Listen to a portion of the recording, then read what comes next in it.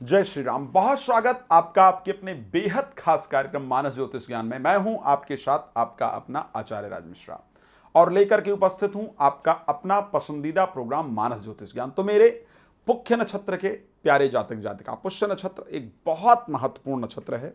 इस नक्षत्र के स्वामी शनि हैं और अगर इस नक्षत्र के देवता के बारे में बात की जाए तो देवगुरु बृहस्पति ही इस नक्षत्र के देवता हैं। आज इस विषय पर हम चर्चा करेंगे, आपके बारे में कंप्लीट जानकारी आपको प्रोवाइड कराएंगे। किस कारण से आपका जन्म हुआ है, क्या परिस्थिति आपके जीवन के अंतर्गत है, इस सभी विषय पर हम चर्चा करेंगे, आपको जानकारी देंगे। आज की अगर हम बात करते हैं, स्पेशली पुष्य नक्षत्र को लेकर के बात करते हैं, आपका क्यों जन्म हुआ है, किस कारण के लिए जन्म हुआ है, क्या करना चाहिए आपको जीवन में, ये सारी विषय जनरली जो पुख्य नक्षत्र को लेकर के हम नेचर की बात करते हैं, आपके विचारों की बात करते हैं। अगर आपके तो आपका जो मैंने विचार देखा है ना, वो ऐसे बहुत दिखावा वाला विचार नहीं रहता है। आपको अकेले रहना, अध्ययन करना, चिंतन करना, मनन करना, चीजों पर विचार करना बहुत पसंद होता है। शादी में जाना, पार्टी में जाना, हो हल्ला करना, हुड़दंग करना, ये चीजें मुझे नहीं नजर आई है, क्योंकि शनि इसके स्वामी हैं और शनि को एकाकी जीवन जीना, सभी की रिस्पॉन्सिबिलिटी लेना, यह सबसे अच्छा लगता है। अगर हम आपके जीवन के बारे में बात करें तो आपका इसी प्रकार का विचार रहता है कि सभी के लिए कुछ कैसे किया जा सके, क्या किया जा सके, कैसे लोगों के जीवन को आगे बढ़ाएं। बट सोचते सोचते अपने खुद के शरीर को अस्वस्थ कर लेते हैं।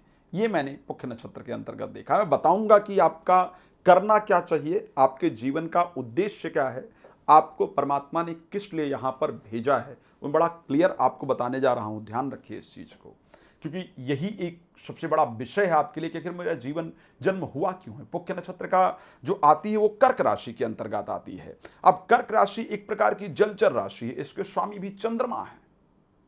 कर्क राशि एक चर प्रकृति की राशि होने के कारण यहां देखा गया कि सेटलमेंट जीवन में होता ही नहीं है, हमेशा बदलाव होता रहता है। ये चीजें ये किया फिर ये किया फिर ये किया, इसके कारण जीवन परेशान रहता है। आखिर आपको क्या करने के लिए परमात्मा ने भेजा है? आपको परमात्मा ने भेजा है उस समाज के बारे में चिंतन करने को जो समाज बहुत परेशान है, जिस समाज को आज तक किसी ने सम्मान नहीं दिया है। और ध्यान रखिए, आपको इस संसार में परमात्मा ने पॉलिटिकल क्षेत्र के अंतर्गत या सामाजिक कार्यकर्ता के रूप में जीवन में कुछ करने के लिए भेजा है। आप ये जो बाकी चीजों की तरफ उलझे रहे उसके लिए आवश्यकता नहीं है। आपके लिए जो क्षेत्र बना है मैं उसकी बात कर रहा हूं। आपके लिए एक सामाजिक कार्यकर्ता जो चिंता करता है कि समाज का क्या होगा, जो लोग परेशान हैं उनके लिए, वो पहले ही देश की चिंता नहीं करता है, वो समाज की चिंता करता है, छोटे छोटे लोगों की चिंता करता है, जो परेशान है उनकी चिंता करता है, उनके बारे में विचार करता है, उनको आगे बढ़ाने के बारे में विचार करता है। सामाजिक चिंतन के लिए भेजा है। आप समाज का कार्य करते करते और जीवन में बहुत ऊंची परिस्थिति में पहुंचे, इस प्रकार की परिस्थिति है।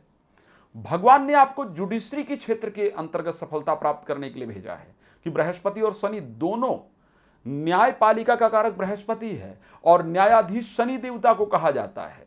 चंद्रमा मनन के कारक हैं। तीनों मिलकर के आपको न्यायपालिका के क्षेत्र में सफलता दिलाने के लिए पूरी तरह से तैयार हैं। कार्य करने की बात की जाएगी तो आखिर क्या कार्य करना चाहिए जिससे सफलता प्राप्त हो सकती है। मैं बहुत लंबी नहीं चाहता हूं, मैं चाहता हूं छोटी वीडियो बनाऊं। आपके बारे में जानकारी आपको प्राप्त करना है तो आप मुझे कॉल कर लीजिएगा। आपको एजुकेशन से संबंधित जानकारी के लिए परमात्मा ने कार्य के लिए परमात्मा ने भेजा है, आप उसको कर सकते हैं। आप मशीनरी से संबंधित कार्य, व्यापार की बात कर रहा हूं मैं, तो मशीनरी से संबंधित कार्य आपके लिए सफलतादायक हो सकती है, सफलता प्रदान कर सकती है। आपके लिए अगर कार्य करने की बात करें, जो चीजें जैसे लेबर लोगों को प्रोवाइड कराना या छोटे छोटे लोगों का उद्धार कैसे हो सकता है उसके बारे में कार्य करना, मशीनरी से संबंधित कार्य करना, बिजली से संबंधित कार्य करना, पेट्रोलियम से संबंधित कार्य करना, ये कार्य आपके लिए फायदेमंद होंगे। तो हम पॉलिटिकल क्षेत्र के अंतर्गत सफलता प्राप्त कर रहे हैं, जुडिशरी के अंतर्गत सफलता प्राप्त कर रहे हैं, ये सारे क्षेत्र हैं जो आपको सफलता दे सकते हैं। मैं अगर एक पर्सनल जीवन के बारे में बात करूं, अगर मैं प्रेम के जीवन के बारे में बात करूं या मैं मैरिज के जीवन में बात करूं, तो मुझे लगता है कि जो एक प्रश्न प्रेम के लिए स्पेशली मैं शायद बहुत बेहतर नहीं देखता हूं। अगर मैं बात करता हूं पुष्य नक्षत्र को लेकर के, प्रेम के मामले में मुझे बहुत बेहतर नहीं दिखता है। और उसका रीजन है क्योंकि आप प्रेम का इजहार ही नहीं कर पाते या नहीं कर पाती हैं। आप जो अपने मन की बात है उसको हृदय में ही दबा करके रखते हैं, लोगों तक पहुंचाना ही आपके लिए मुश्किल होता है। समाज में भी जनरली इसलिए आप पीछे रह जाते हैं या रह जाती हैं क्योंकि आप सिर्फ काम करने पर भरोसा करते हैं। आपको जो काम दे दिया गया उसको आप सच्ची निष्ठा श्रद्धा के साथ सिर्फ करते रह जाते हैं। आप कभी भी अपने चीजों को दिखाते नहीं हैं, आप दिखावे पर भरोसा नहीं करते हैं, आप लोग सिर्फ काम पर भरोसा करते हैं। इसी कारण से जीवन में मेहनत करते करते करते करते और अपने आप को दिखाने के ना कारण मेहनत करते रह जाते हैं, सफलता प्राप्त करना मुश्किल हो जाता है, एक ऊंची पद पर पहुंचना थोड़ा मुश्किल हो जाता है। प्रेम के मामले में भी यही होता है क्योंकि आप प्यार का इजहार नहीं कर पाते हैं या नहीं कर पाती हैं। सामने वाला या सामने वाली आपकी बातों को सुनकर गुस्सा ना हो जाए, उनके दिल को ठेस ना पहुंच जाए, ये आपके जो मन का विचारधारा है उसके कारण। जैसे घर में भी देखा जाए, जो गृहिणियां देखी गई हैं, जो स्त्रियां देखी गई हैं, या किसी भी व्यक्ति का, मैं ऐसा कहूंगा तो ऐसा हो पाएगा या नहीं हो पाएगा, इसके कारण कहीं उनको बुरा तो नहीं लग जाएगा, या इसके कारण कोई प्रॉब्लम तो नहीं हो जाएगी। सिर्फ इस विचारधारा के कारण, चाहे प्रोफेशन में भी देखा जाए तो जब नौकरी कर रहे होंगे तो मैं जाकर अपने प्रमोशन की बात करूं, आप खुद क्योंकि प्रमोशन की बात करती नहीं है, और लोगों को लगता है क्योंकि आप कभी अपनी आवाज उठाएंगी नहीं, आपको प्रमोशन देने की आवश्यकता क्या है? आपको तो नहीं भी मिलेगा तो आप उसको नहीं भी दिया जाएगा तो खुश रहेगी या खुश रहेगा। इस प्रकार की जो विचारधारा है वो समाज के अंदर आपके लिए हो जाती है कि नहीं भी देंगे तो वो कौन सा बोलने वाले हैं। इस संसार का नियम है ना कि जब तक बालक ना रोए माता भी उसको दूध नहीं पिलाती है। इसी प्रकार की परिस्थिति आपके साथ होती है कि आप जिंदगी में मेहनत करते रह जाते हैं, सबको पता है कि आप मेहनती हैं, आप कैपेबल हैं, लेकिन आप क्योंकि किसी के सामने कुछ बोलते नहीं हैं, कुछ बोलती नहीं है, इसलिए आपको ऊपर लेकर के नहीं आया जाता। ये परिस्थिति देखी गई है। बहुत सारी बातें हैं, आने वाले समय में उस पर चर्चा करूंगा।